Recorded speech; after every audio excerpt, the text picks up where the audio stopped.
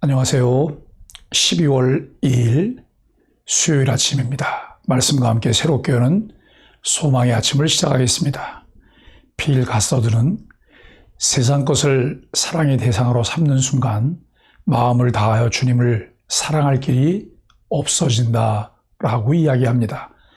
사도행전 7장 1절로 16절까지 말씀을 본문으로 해서 오늘 우리는 땅을 소유하는 것보다 더 중요한 하나님의 약속이라고 하는 주제로 은혜를 나누려고 합니다. 세상에 감당할 수 없는 성령의 사람 스데반은 공회에서 천사의 얼굴로 대제사장의 신문에 답합니다. 하나님은 아브라함에게 가나안 땅을 약속하시고 그 후손이 400년간 타지에서 종이 되었습니다. 그들에게 나오리라는 언약을 주셨습니다. 하나님은 이삭이 낳은 12 아들 중 요셉과 함께 하셔서 그를 애굽 통치자로 세우시고 이스라엘을 환란에서 건지셨습니다. 누가는 사도행전 7장의 대부분을 스데반의 연설을 기록합니다. 사도행전에는 20여 개의 연설이 기록되고 있는데 스데반의 연설이 제일 길게 기록이 되었습니다. 6장 마지막 부분에 언급한 대로 천사의 얼굴을 한 스데반은 사내들인 법정에서 담대하게 연설한 후 자신을 변호하기 위해 하나님 보좌 우편에 서신 예수님을 증언하다가 영광스러운 순교의 제물이 되었습니다. 사내들인 법정에서 예수님이 고소에 대해서는 침묵을 지키다가 자신의 정체에 대해서는 단호하게 입장을 밝히셨던 것처럼 스데반 역시 동일한 모습을 보였습니다. 예수님이 십자가에서 죄인들의 용서를 위해 기도한 다음 자신의 영혼을 아버지 손에 부탁하신 것처럼 스데반도 자신의 영혼을 예수님에게 부탁하면서 자신을 돌로 치는 자들의 용서를 위해 기도했습니다. 하나님은 자기 백성의 삶 가운데 직접 개입하셔서 그들을 인도하십니다. 우리는 그것을 하나님의 섭리라고 말합니다. 성경은 만물이 주로부터 나오고 주로 말미암다가 주에게로 돌아간다고 말씀합니다. 하나님의 주권과 섭리를 알고 신뢰하는 것은 우리 신앙과 삶에 많은 변화를 가져오게 합니다. 스데반은 자기 변호의 기회가 주어지자 구약 성경에 기록된 하나님의 언약과 구원 역사에 관해 연설합니다.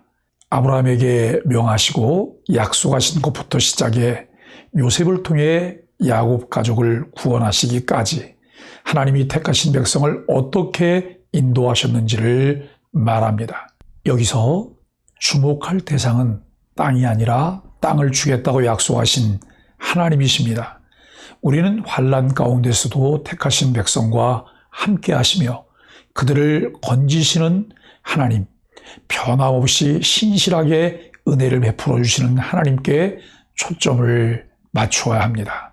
그럴 때 아직 발붙일 땅이 없고 후손도 없지만 하나님의 약속을 믿고 인내하며 기다렸던 아브라함 같은 믿음의 조상이 될 수 있습니다. 요셉처럼 사람들에게 버림받아도 하나님의 구원 역사에 쓰임받을 수 있습니다.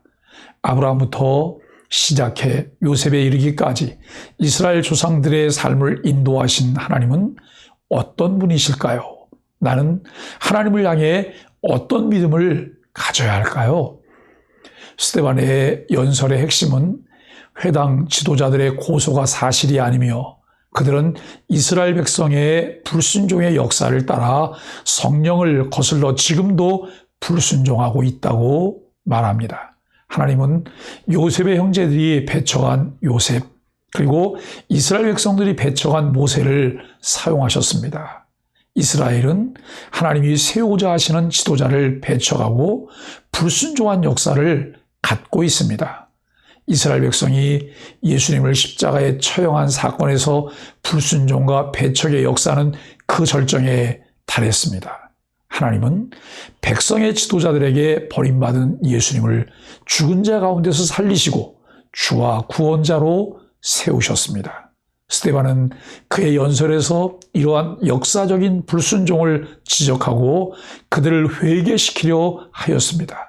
그러나 사내들인 공회원들은 스데반을 배척하였습니다. 스데반은 자신의 무죄를 주장하는 개인적인 변호가 아니라 기독교에 대한 변호를 하고 있습니다. 스데반은 자신을 재판하고 있는 종교 지도자들과 과거 이스라엘 백성은 성령께 계속해서 불순종한 백성이지만 자신을 포함한 새 언약 백성은 성령께 순종하는 하나님의 참 백성임을 말합니다. 예수님을 배척한 유대교는 더 이상 하나님의 백성이 아닙니다. 스데반의 연설은 네 부분으로 나눌 수 있습니다. 족장 이야기, 모세 이야기, 이스라엘의 불순종의 역사, 연설 결론과 사내들의 반응입니다. 오늘 우리가 본문으로 다루고 있는 족장 이야기는 하나님이 언약에 신실하시다는 점을 부각하며 다루어지고 있습니다. 우리가 성경을 읽을 때 좀 더 주의를 기울이며 성경이 말하려는 주제를 찾아내는 것은 매우 흥미로운 것입니다. 언약에 신실하신 하나님이 오늘도 우리의 삶에 깊이 개입하셔서 섭리하신다는 사실을 우리가 인식하며 살아간다면 우리의 삶에 어떤 반응들이 가능할까요? 스데반이 이해한 하나님을 2절에서는 영광의 하나님으로 소개합니다.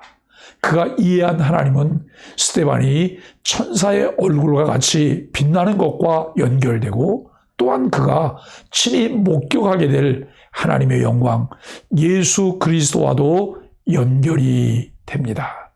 스데반은 연설의 시작과 끝에 그가 만난 하나님의 영광을 언급합니다. 의도적으로 하나님의 영광이 아브라함을 부르시는 데서 나타나기 시작해 아들 예수 그리스도에게서 절정에 도달했음을 나타내기 위함입니다. 스데반은 그의 연설에서 일관되게 하나님의 언약의 신실함과 그 언약을 이루시기 위해 주권적으로 섭리하시는 살아계신 하나님의 역사를 소개하고 있습니다. 하나님이 아브라함에게 보일 땅으로 가라고 명하신 후 발붙일 땅을 주신 것이 아니라 그 땅을 아직 자식도 없는 그와 그의 후손에게 소유로 주신다고 약속하셨습니다. 그 후에 진행되는 약속의 과정은 너무 까마득한 과정들을 거치지만 그 약속의 과정들이 진행되고 있음을 스데반은 연설합니다.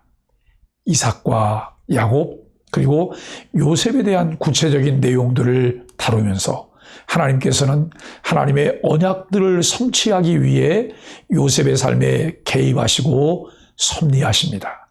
그 결과로 요셉은 그 가족들과 민족에게 엄청난 영향을 끼치게 되죠. 세상이 감당할 수 없는 성령의 사람 스데반은 언약의 하나님을 믿고 신뢰하며 그분의 성품을 닮아가며 그분의 사역을 배우고 실천합니다. 예수 그리스도를 믿는다고 하는 것은 그분을 알아간다는 것이고 그분이 주신 약속을 신뢰하며 그를 따른다는 것입니다.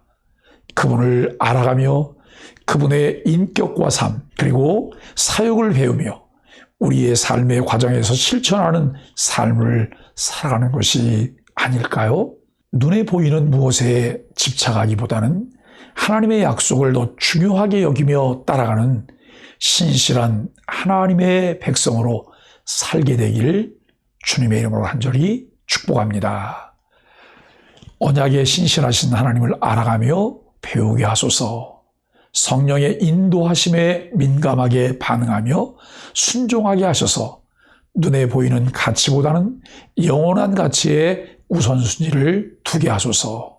하나님의 구속 역사를 잘 배우고 이해하게 하셔서 약속하신 영원한 나라의 소망으로 늘 충만하게 하소서. 기도하겠습니다.